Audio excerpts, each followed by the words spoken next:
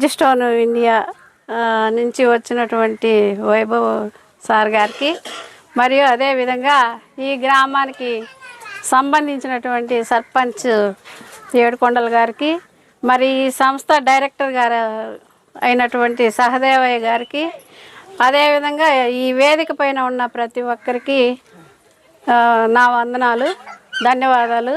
మీరు ఈరోజు ఈ గ్రామంలో ఆరూరు గ్రామానికి సంబంధించి మీ ఎస్టీలు ఎస్సీలు అందరం కలిసి ఈరోజు ఈ కార్యక్రమాన్ని జరుపుకుంటున్నాం. అంటే ఈ కార్యక్రమాన్ని జరుపుకోవడానికి ముందు ఏంటంటే మీకు అందరికీ తెలుసో తెలీదో నవజీవన్ సంస్థ గత 30 ఏళ్ల నుంచి పనిచేస్తుంది. ఇదైతే అందరికీ తెలుసు. మన ఆరూరులో మేము గత 7 సంవత్సరాలకు ముందు మేము రైతు క్లబ్ని ఒకటి ఏర్పాటు చేసాము. ఆ రైతు క్లబ్ ఏర్పాటు చేయడం వలనే ఒకసారి బెడ్షీట్లు ఇచ్చాం, గుర్తుందో లేదో మీకు. ఆ బెడ్షీట్లు ఇవ్వడానికి కూడా కారణం ఏంటంటే అప్పుడు కూడా మనకు తుఫాన్ వచ్చి అందరూ ఇళ్ళల్లో చాలా నీళ్ళు వచ్చేసాయి, ఇళ్ళల్లో ఊటొచ్చేసింది, అవునా కదా.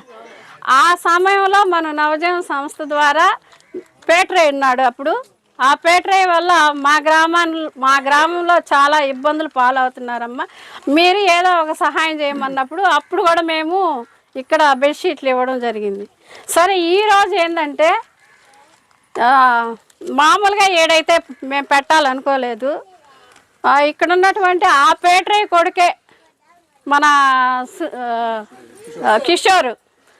కిషోరు మా పాప ఇద్దరు మాట్లాడుకుంటూ మా ఊర్లో అయితే 7-8 రోజులుగా వర్షం పడుతోంది, తినేదానికి తిండి లేదు, ఆ పోల్స్ అన్నీ పడిపోయినాయి, అసలు తాగేదానికి కూడా నీళ్లు కరువైనాయి. ఈ నీళ్లు తెచ్చుకొని బయట నుంచి తెచ్చుకోవాలంటే కూడా దారి లేదు.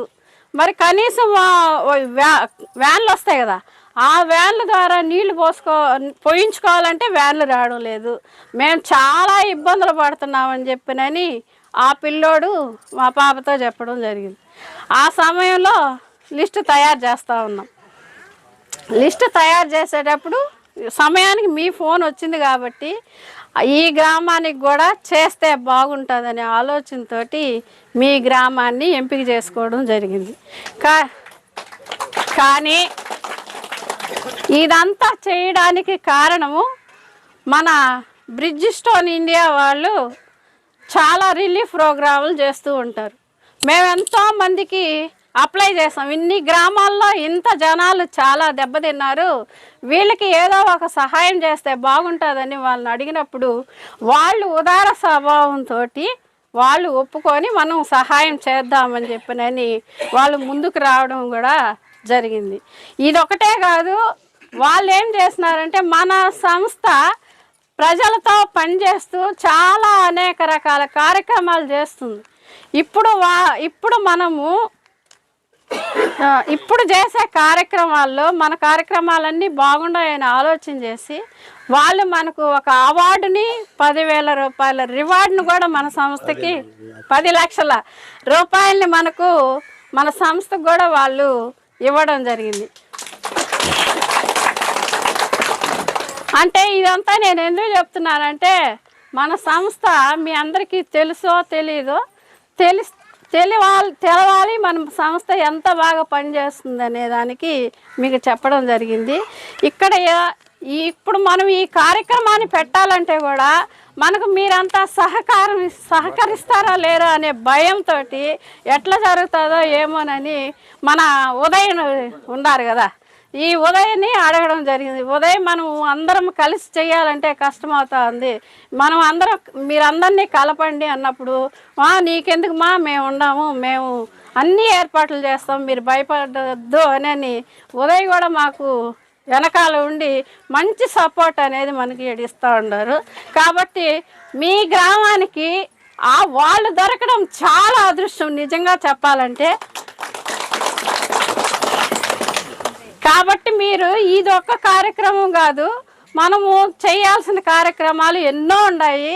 మీరందరూ కలిసి కలిసికట్టుగా ఏ పనైనా చేసుకోగలిస్తే ఎన్నిటినైనా కూడా మనం సాధించుకొని మనం సంపాదించుకోవడానికి మంచి అవకాశం అనేది ఉంటుంది. కాబట్టి నేను ఇచ్చే ఒకే మాట, మీరు అందరూ కలిసికట్టుగా ఏ పనైనా చేసుకుంటే మనం సాధించలేనిది ఏదంటూ ఉండదు. కాబట్టి మీరు కలిసి ఏదైనా సాధించుకోవాలి. ఈరోజు ఈ కిట్ని మీకు 21 వస్తువుని మీకు ఇస్తున్నాం. మరి ఈ 21 వస్తువుని ఏ సంస్థ కూడా ఎక్కడ ఇవ్వలేదు.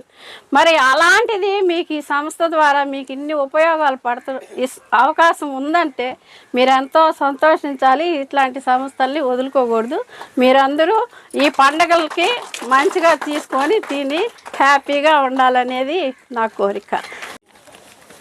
మొదటి పౌరుడు సర్పంచ్ గారికి, అదేవిధంగా ఈ కార్యక్రమానికి ఇచ్చేసినటువంటి బ్రిడ్జ్ స్టోన్ నుంచి వచ్చిన వైభవ్ గారు, మంజునాథ్ గారు, అదేవిధంగా విక్టోరియా గారికి ఇచ్చేసినటువంటి అందరికీ నమస్కారం.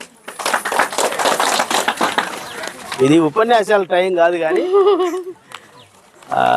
మన బాధ ఈ ఇందాక నేను చెప్పినట్టుగా నవజీవన్ ఆర్గనైజేషన్ 35 ఏళ్ళుగా మేము ఈ సంస్థని స్థాపించి ఈ జిల్లాలో వెంకటగిరిలో ప్రారంభం చేసి ఈ జిల్లా, తిరుపతి జిల్లా, కర్నూలు జిల్లాతో పాటు ఇప్పుడు 5 రాష్ట్రాల్లో పనిచేస్తున్నాం. ఈ సంస్థ కులాలు మతాలకు అతీతంగా పనిచేస్తుంది. కులాలతో కానీ మతాలతో కానీ రాజకీయాలతో సంబంధం లేదు. ఒకవేళ మేము రాజకీయాల్లో ఉన్నా అది మా వ్యక్తిగత. సంస్థకు సంబంధించి రాజకీయాలు కూడా ఎక్కడా చూడం. సంస్థ అందరికీ సహకరించాలా, పేద బడుగు బలహీన వర్గాల్ని అభివృద్ధి చేయడంలో మా వంతుగా మేము వెనక నిలబడాలా అనేది ఉన్నది నా ఉద్దేశం. ఇప్పుడు 2000 సంవత్సరం నుంచి ఇంచుమించు 2 లక్షల మంది జనాలకి మేము ఇట్లాంటి సపోర్ట్ ఇచ్చింటాం. 3000 ఇండ్లు కట్టాం ఈ ప్రాంతంలో. కోస్టల్ ప్రాంతంలో ఉన్నటువంటి గిరిజనులు కానీ మత్స్యకారులకు కానీ, తర్వాత ఇండ్లు కట్టుకోవడానికి బేస్మెంట్ సపోర్ట్ 10,000 ఇండ్లకి ఇచ్చాం. ఇట్లా చాలా కార్యక్రమాలు చేసుకుంటూ పోతూనే ఉన్నాం.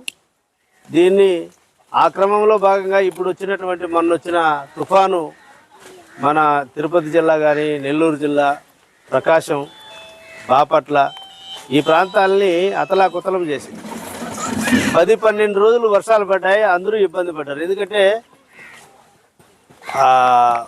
ఇంట్లో అన్నీ ఉన్నా కానీ వండుకొని తినడానికి అవకాశం లేదు.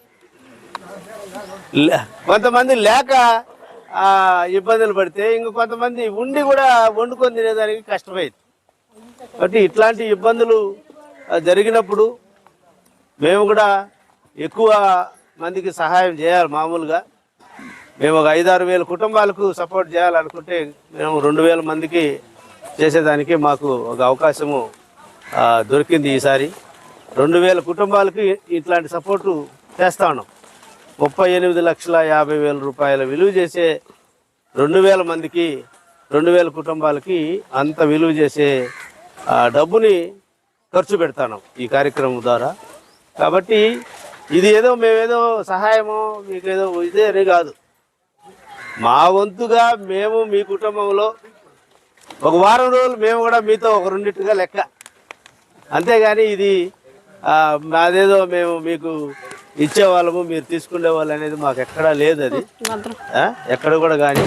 కాబట్టి ఇది దీన్ని అన్నిదా భావించకుండా అందరూ కూడా నష్టపడినటువంటి వాళ్ళకి అందరికీ కూడా ఇచ్చాం. ఎక్కువ గిరిజనులకే ఇచ్చాం. 2,000 కుటుంబాల్లో 1,800 కుటుంబాలు గిరిజనులకు ఇచ్చాం. ఎందుకంటే గిరిజనులకు సంబంధించి చెప్పాలనుకుంటే వాళ్ళు ఉంటే తింటారు, లేకపోతే పొస్తే ఉంటారు, కానీ ఊర్లోకి పోయి అడుగుతారు. దేహాన్ని ఎవరి దగ్గరికి వెళ్ళరు, ఆత్మాభిమానాన్ని చంపుకోరు. కాబట్టి వాళ్ళకి ఎక్కువగా చేయాలనిపించింది. వాళ్ళు అట్లే ఉన్నారు. చాలా గ్రామాల్లో చేపలకు పోతారు, చేపలు పట్టుకుంటారు. లేదంటే లేదు, ఇల్లు లేదు, సరైన ఇల్లు లేదు. వెంకయ్య నాయుడు ఊరిలో నిన్న రాత్రి 7 గంటల కాడికి పోయినాం. వెంకయ్య నాయుడు ఊరు. వెంకయ్య నాయుడు రాష్ట్రపతి, ఆయన ఉపరాష్ట్రపతిగా ఉన్నాడు. వాళ్ళ ఊరికి పోతే మన ఊర్లో మేలు అనిపించింది. అక్కడ ఒక 35-40 ఏళ్ళు గిరిజనులకి మనం రాత్రి సపోర్ట్ చేస్తే అక్కడ అసలు గుడిసెలు కూడా లేవు, వాళ్ళకి తడికలు కట్టుకొని ఉన్నారు. అదే ఇల్లు. ఒక నాయకుడు దేశంలో అంత స్థాయిలో ఉండే నాయకుడు ఊరిలో వాళ్ళ ఊరిని చూసుకోకుండా దేశంలో ఏం లాభం? అటువంటి లీడర్స్ మనకు మధ్య ఉండారు. మనం ఎన్నుకునేటటువంటి నాయకులు మన ఊర్లు, ఈ ఊర్లో ఒక నాయకుడు అయితే ఈ ఊరిని బాగు చేసుకోవాలి, మండల నాయకుడు అయితే ఆ మండలాన్ని బాగు చేసుకోవడానికి మన మండలంలో పేదరికం ఉండకూడదు, అందరికీ ఇండ్లు ఉండాలా, అందరూ మంచిగా ఉండాలా, వాళ్ళకి కావాల్సిన ఉపాధి మనం కల్పించాలా, వాళ్ళకు ఉన్నటువంటి పంటలన్నీ పండడానికి కావాల్సినటువంటి సహకారాలు మనం అందించాలా, అన్ని రకాల వసతులు మన మండలంలో జనాలకు అందరికీ రావాలని ఆలోచించాలి నాయకుడు. అట్లాంటిది లేదు. రాత్రి అయితే చాలా బాధ అయింది. 75 సంవత్సరాలు స్వతంత్రం వచ్చి చంద్రమండలంలో భూములు కొంటున్నారు, చంద్రుడి దగ్గర కొంటున్నారు భూములు. మీరు వార్తల్లో వినింటారు. అంత స్థాయిలో ఉండి ఈడేమో ఇంట్లో ఇల్లు లేదు, వాకిల్ లేదు, తినేదానికి తిండి లేదు, పనికి పోదామంటే పని లేదు. కాబట్టి ఇది బాధాకరమైనటువంటిది. అందుకని ఒక లీడరు, ఒక గ్రామ నాయకుడు కావచ్చు, మండల నాయకుడు కావచ్చు, రాష్ట్ర నాయకుడు కావచ్చు, ఎవరైనా కానీ అలాంటి ఆలోచన ఉండేవాళ్ళు ప్రజల మధ్యకి రావాలి. అలాంటి వాళ్ళని మనం కూడా ఎన్నుకోవాలి. అంతేగాని ఇట్లాంటి ప్రతి ఒక్కడు వ్యాపారస్తున్నో లేకపోతే డబ్బులు ఇచ్చేవాడినో డబ్బులు కావాలా అంటారు. డబ్బులు ఇస్తారు, ఏముంది? ఒక వ్యాపారం చేసేవాడు ఇప్పుడు మన దగ్గరికి వచ్చి ఒడ్లు కొనుక్కొని పోతాడు. వాడు ఊరికి కాదు కదా, మన దగ్గర 100 రూపాయలు కొంటే 200 అమ్మడానికే పోతాడు. ఎవడైనా అంతే. మన ఓటు కూడా మనం అమ్మామంటే 100కు మనం అమ్మామంటే ఇంక 5 ఏళ్ళు మనకు వాడికి అప్పచెప్పేసుకున్నట్టే. 5 సంవత్సరాలు ఇంకేదో గట్టిగా మాట్లాడితే నువ్వు ఊరికే ఓటు వేయలేదయ్యా నాకు అంటాడు. నీకు అడగడానికి హక్కు లేదు, నువ్వు మాట్లాడడానికి లేదు, నీకు డబ్బు ఇచ్చి నేను కొన్నా, నా డబ్బు నేను సంపాదించుకోవాలని చెప్తాను. అంతే కదా.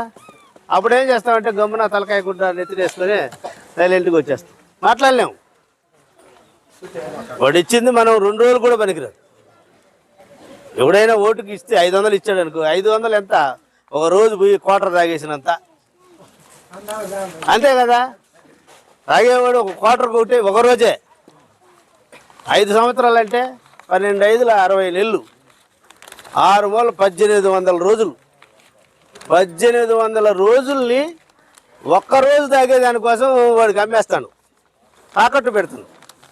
కార్యకర్తలు కూడా నేను చెప్పేది, ఏ పార్టీ అయినా సరే, కార్యకర్తలైనా సరే, కార్యకర్తలకైనా జరగాలి కదా పని. ఒక నాయకుడు చేయాలంటే వాళ్ళు తీసుకొచ్చేసి డబ్బులు పనిచేసినాడు, వాళ్ళు తీసుకొచ్చి పనిచేసి వాళ్ళకులే వీళ్ళకిలే, ఎవరికి పని లేదు. పెట్టుబడి సంపాదించుకోవాలి కదా, నాకు రూపాయి వడ్డన్నారా నీవా అంటాడు ఎవరైనా కానీ. కాబట్టి మనమే వాళ్ళని ఆ విధంగా తయారు చేసామేమో, దాన్ని పార్టీలు కూడా ఆలోచన చేయాలనేది నా ఉద్దేశం. పార్టీలు కూడా డబ్బు లేనటువంటిగా ఈ గ్రామం, మేము మొదట్లో చెప్పేవాళ్ళం గ్రామంలో, ముందు గ్రామం అంతా ఒక దగ్గర కూర్చొని మన ఊరికి ఏమేమి పనులు చేయాలా, అయ్యా మా ఊరికి మీరు డబ్బు ఇవ్వనిలే, ఈ పనులు కావాలి, చేస్తావా, నీకు అందరూ ఓట్లు వేస్తాం, లేదా ఏం పో అని చెప్పే స్థాయి గ్రామాలు రావాలి. అప్పుడు వాడు ఈ పక్క రావాలని అంటే ఆడికి రాగానే మీకు చిట్టమూరికి రాగానే ఆరూరు గుర్తొస్తుంది. ఆరూరుకు పోవాలంటే వాళ్ళు చెప్పిన పనులు ఎన్ని చేశాను నేను పియ్యని అడుగుతారు, చేసావా లేదా.